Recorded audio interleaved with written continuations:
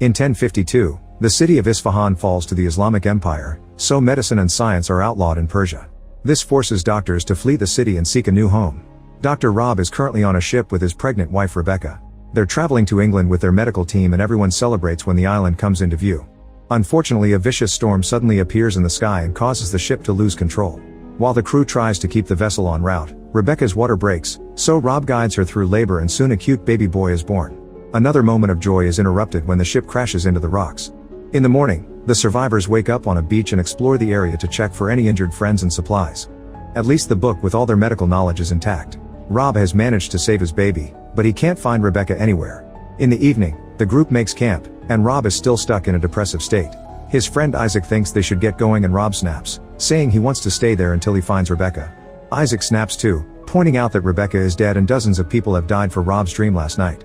Rob finally snaps out of it and the group starts traveling. Eventually they reach London and tell the guards that they're here to talk to the medical guild. They're charged an extra toll for their camel and informed that Jewish and Muslim people must leave the city before sunset. As they walk down the street, Rob accidentally bumps into Weasel, a young thief who is running away from the man he robbed. After a short chase, the man captures him and dislocates his shoulder to get his purse back. Weasel collapses in pain, so Rob offers his help and easily puts his shoulder back in place. Then Weasel agrees to take them to the medical guild. While they walk around town, the group notices that people here still use old healing methods and most of them are very painful. There's a crazy man who believes he's a dog, so his partner asks Royal Dr. Leofric for help. However, Leofric kicks the crazy guy and says he belongs in the caves. At that moment a crowd gathers at the square for an execution. 4 people are accused of being witches but they're actually Celts, which is seen as anti-Christian. Weasel explains that the soldiers have been hunting pagans, but army leader Godwin isn't happy about it. When the stake is set on fire, the rope holding the prisoners burns and they manage to free themselves. As soon as they try to escape, the soldiers surround them and attack them. Duff fights back and steals a sword, creating an opening that allows him and his friends to run away. Afterward, Rob and Isaac get an audience with royal physicians Leofric and Hun. They want to share their knowledge and train new doctors. However, Hun explains that Hebrews can't practice medicine in the city and orders the soldiers to drag the duo out. In the evening, Rob's group discusses what to do next but they're interrupted by Rose asking for help. She takes them to a room where the runaway Celts are hiding. Duff has an infected leg and freaks out when he hears that they may need to amputate, but Rob takes a closer look and says he can cure it. While he applies a balm to the injury, the Celts explain that their villages are in danger, and all the killing of pagans started when the king married the current queen. She's always pregnant, yet her babies have never survived. Afterward, Morrigan tells Rob that he must let go of his grief and talks about the pain of the soul. Rob snaps, saying that he only believes in actual science and not superstitious mysteries. Morrigan makes him feel her heartbeat and explains that the softness of the human heart is part of healing too. Rob has the ability to tell if someone is dying by judging their heartbeats and confirms that Morrigan doesn't have much time left. She already knows this, so she wants to help him before she's gone. Morrigan mixes some special herbs and makes Rob smell the resulting smoke to put him in a trance. Then she guides him through a ritual that makes him have some visions. Death has grabbed his ship and Rob is underwater with the baby. Rebecca is holding his hand, but she's suddenly dragged away by Death. Rob snaps awake and has a breakdown as he finally comes to terms with Rebecca's death. At the castle, Hun does a checkup on Queen Mercia's pregnancy and informs her she'll have a boy. It's revealed that they're having an affair and the king is too old to have children, but Mercia has gotten him drunk to make him believe everything she says. At that moment, Hun is called to Godwin's quarters because his wife is very sick. Hun manages to calm her for now, however he doesn't think she'll make it. Godwin shakes Hun as he asks him to do something, but Hun swears there's nothing he can do. The next morning, the soldiers are looking for Celts to kill, but Rob refuses to kick Duff out of his quarters. His friends remind him that the guild doesn't allow them to work, but Rob thinks they can do it outside the city walls. Weasel finds them an abandoned building in ruins and everyone starts working on rebuilding it. Event Duff helps when he's feeling better. Soon they have a large number of people lining up outside their clinic waiting to be helped.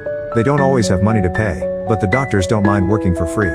Rose brings clothes for the baby and starts getting close to Abu.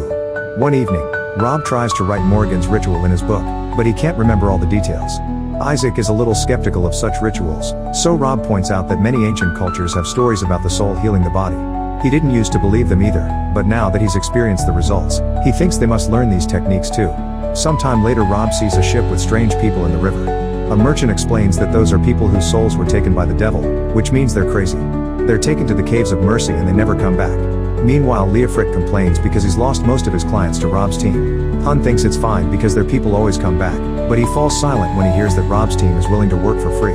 Afterward, Hun goes to the clinic and pretends he's sorry for how he treated Rob the other day, claiming he's come to learn. Then Rob reveals that Godwin has brought his wife, who has been diagnosed with liquid in her lungs.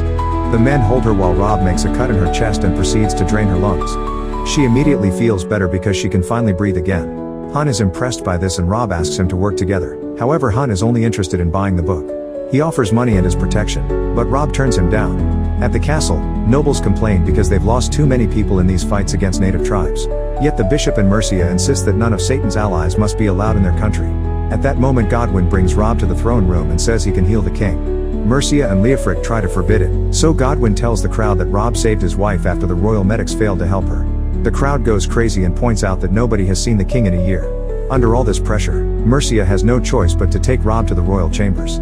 They're kept in the dark because supposedly sunlight hurts the king. Rob examines Canute and explains he doesn't have a sickness anymore. He's weak because he lacks sunlight. As soon as Rob removes all the curtains, Canute walks to the window and starts feeling better. Then Canute finally returns to the throne room, where the crowd receives him with cheers. However, Hun isn't happy about this.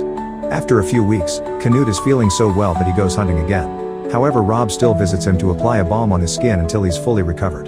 Canute is so grateful that he throws a party in honor of the medical team. Everyone has fun except for Leofric, who is worried that the king will realize he was keeping him sick on purpose. He was paid by Mercia and Hun to do so, and he refuses to go down alone. Hun talks to Mercia in private, saying that they need to get rid of Leofric before he tells on them. In the middle of the party, Canute announces that Rob is the new royal doctor and that he'll build a huge hospital in London. On their way home after the party, the team is shocked to find Leofric's dead body. Sometime later, Canute takes Rob and his wife on a trip to St. Peter's Convent. He explains that his previous wife died and only left him a daughter, who has been sick for a long time. At the convent, Princess Eileen is kept in the cell. When Rob tries to talk to her, she hides in the shadows. He doesn't give up and keeps speaking, so Eileen jumps on him to attack him. The nuns rush into the cell to pull her back and start an exorcism. Rob complains because Eileen is being treated like an animal and announces that they'll use his methods from now on. In the afternoon, Rob returns to the cell and discovers that Eileen is wearing a straitjacket. He immediately frees her and gives her an apple. Eileen threatens to throw it at him like she often does with the nuns, but she eats it instead. Then Rob shares the story of how he became a doctor to gain her trust.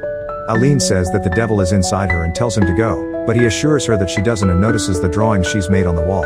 When he asks about them, Eileen starts trembling in fear, so Rob hugs her to calm her down. Later, Rob shows the copies he's made of Eileen's drawings. Canute explains that one of them is the mask of the Dance of Death. It's part of the court's entertainment. After a feast, the figure of death comes in and takes everyone by the hand to show that death comes for everyone. However, when Rob asks about the drawing of a person with antlers, Canute refuses to discuss it. In the evening, Mercia tries to get dirty with Canute, who stops her to have a serious talk. He explains he was happy to see Leofric dead because of what he did to him, and swears to crush the bones of any person who tries to hurt him again. Mercia realizes that this is a warning. In the middle of the night, Mercia wakes up in pain and asks for her doctor, so Hun arrives in the morning. As soon as he's left alone with Mercia, she stops pretending to be in pain. They make a plan and Hun goes to the woods to look for a poisonous herb that he mixes with the king's balm. The following morning, Rob tells Godwin and Canute that he'll put Eileen in a trance to try to understand what is happening in her head, which sounds like witchcraft to Canute. Rob assures him it's a kind of healing before applying the balm. In the cell, Rob guides Eileen through the ritual that Morrigan taught him. Soon Eileen has a vision of death, a king with a sword, and a woman surrounded by people with masks. She starts repeating that the devil is here, so Rob has to calm her down. While waiting, Canute starts feeling very sick. Rob sees him from the window, so he interrupts the ritual with the intention to help, but the cell door is locked. Canute stares at Mercia and realizes she poisoned him before he drops dead. In London, the bishop tells the citizens that Rob killed Canute, claiming he was working for the Celts. The furious mob bursts into the clinic and starts killing the doctors while burning everything. The camel is so scared that it pulls its rope until it's free to escape. Abu rushes to get the baby, hiding him in his clothes. Isaac tries to protect the book, but Hun stabs him in the arm and steals it anyway. On his way out, Hun is blocked by Duff, so he makes his soldiers distract him while he runs. Weasel is waiting by the door and makes him trip to take the book back. After Abu helps Isaac with his wound, they run away with Duff, Weasel, and the book. Unfortunately, the army surrounds them and Hun takes the book again. Rob and the 4 survivors are put in cages while Rose watches from the shadows. At the castle, the bishop announces that Mercia will rule until her child is born. The nobles point out that Eileen is still alive and they don't believe the sickness story because they haven't seen her in years. Mercia agrees to bring them proof. Godwin travels to the convent to get Eileen, and she's so happy to be outside again that she rings the bell. When she gets too close to the edge of the balcony, Godwin hesitates for a second before pulling her back. After Godwin returns to the castle, he tells Mercia that Eileen self-deleted. Mercia passes the news to the nobles before she starts feeling contractions. 12 hours later, the baby still hasn't been born. Out of desperation, they call Rob for help. Rob asks for his friends and son to be released and a promise that they won't be hurt, so Hun agrees. Rob then asks Hun if he poisoned the king under Mercia's orders, so Hun tries to distract him. Rob takes the chance to also ask for Eileen to be released under his care, and tells Godwin that he and God are the only witnesses to this promise. Then Rob examines Mercia and decides she needs a C-section. A few hours later, a baby girl is born. However, Mercia wants Rob to be executed anyway. Meanwhile, Rose sneaks into the barracks and takes the baby from Abu before going into hiding. When Godwin brings Rob, he frees him and his friends, asking them to find Eileen in the Caves of Mercy so she can properly rule the country. The soldiers notice the empty cages and start searching for the prisoners. General Harthacnut stays to scold Godwin, who tells him that Mercia killed Canute. Harthacnut doesn't believe him and challenges him to a duel. Both men are good fighters and at first Godwin appears to have the upper hand, but after just a few moves, Harthacnut kills him. Sometime later, Abu tells Rob that Rose is willing to use her savings to pay for a ship to France. However, Rob won't go with them because he wants to find Eileen, saying that he must help this country so Rebecca's death will mean something. Weasel, Abu, and Duff decide to help him while Rose stays in a village with the baby and Isaac, who is still recovering. At the castle, Mercia is crowned after presenting the baby to the nobles. Harthacnut receives news of the team's trip. Eventually, Rob's group arrives at the Caves of Mercy. At first the place appears empty, but when the group starts exploring, the crazy people come out of hiding. A woman gets ready to hit them with a rock, but Rob stops her with kindness. He asks the crowd about Eileen, so the woman takes them to another section of the cave. To their shock, the people there are eating human flesh. When the woman bites Weasel's shoulder, he screams and everyone freaks out. The crazy people start chasing them, so the team climbs a wooden structure and kicks any person who comes after them. After some struggle, they run into another cave. Rob sees the man who acts like a dog and asks him about Eileen. The man makes him hold his leash and takes him further into the cave, where Eileen throws rocks at him. Rob approaches her carefully and she hugs him when she recognizes him. The team quickly takes her out of the cave and she feels better in the sunlight. Meanwhile, Harthacnut and his men arrive at the village and capture Rose, Isaac, and the baby. They're taken to the castle and Mercia threatens to kill the baby if they don't tell her where Ron is. Isaac explains that he's looking for the princess, but Mercia laughs because she still thinks Eileen is dead. Moments later, the team arrives at a Celtic village, only to find the place burning down. Duff helps an old couple dig a grave for their dead son while Rob asks about Morrigan. He learns that she's already left with the other refugees. When the elderly couple realizes that Eileen is the lost princess, they kneel for her. In London, Harthacnut tells Mercia that there are rumors of the Celtic villages coming together to fight because the princess is among them. Mercia thinks the rumors are false or that there's an imposter, but Harthacnut points out that the general population thinks that Mercia shouldn't be queen. A furious Mercia decides she has to end the rumors herself. In the meantime, Hun studies the book but he can't understand it. He asks Mercia to spare Isaac's life so he can teach him how to read the book, desperate to be the best doctor in the world. Mercia calls him pathetic and says that the prisoners will be executed tomorrow. That night, Hun takes Isaac, Rose and the baby out of the cell and takes them to the city borders. He gives them back the book, asking them to save this valuable knowledge. After the group escapes the city, Hun gets into a bathtub and covers himself with Canute's bomb. When Mercia finds him, she cries as she watches him die. Sometime later, the heroes arrive at a Celtic town and everyone is happy to welcome the princess. Morrigan is sick in bed but Rob asks her to heal Eileen anyway, saying he doesn't know enough to do it. Morrigan asks him to take her to the temple so she can ask the goddess for one last voyage. The locals prepare a stretcher and carry Morrigan together, however she ends up dying on the way to the temple. Eileen asks Rob to heal her, certain that they can achieve it together. The Celts help Rob start the ritual. After seeing death again, Eileen recovers a memory. As a child, Eileen was enjoying her father's party, and during the dance of death her mysterious friend took her to see her mother.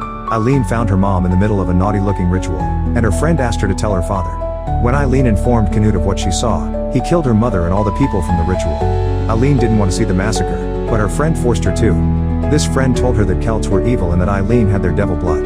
After lots of struggle, Eileen manages to remember that the friend was Mercia. In the present, Eileen wakes up feeling better. She explains her mother was Celtic, she'd been in a fertility ceremony because she wanted to give the king a son, and the man with the horns was a druid. Mercia made Canute believe that his wife was unfaithful and he killed her for it. At that moment, Mercia arrives with her troops to invade the Celtic town. After shooting arrows on fire to kill a few people and light up the place, the soldiers advance while the locals rush to block the door. Rob tries to stop Eileen from joining the fight, but she says this is a new beginning and leaves anyway. The soldiers burst into the town and a vicious battle immediately begins.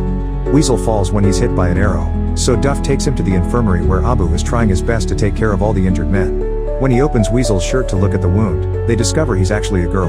Dozens of people drop dead on both sides, but everyone freezes when Eileen appears with a sword and shield. Mercia tells her men to kill the imposter, but nobody moves.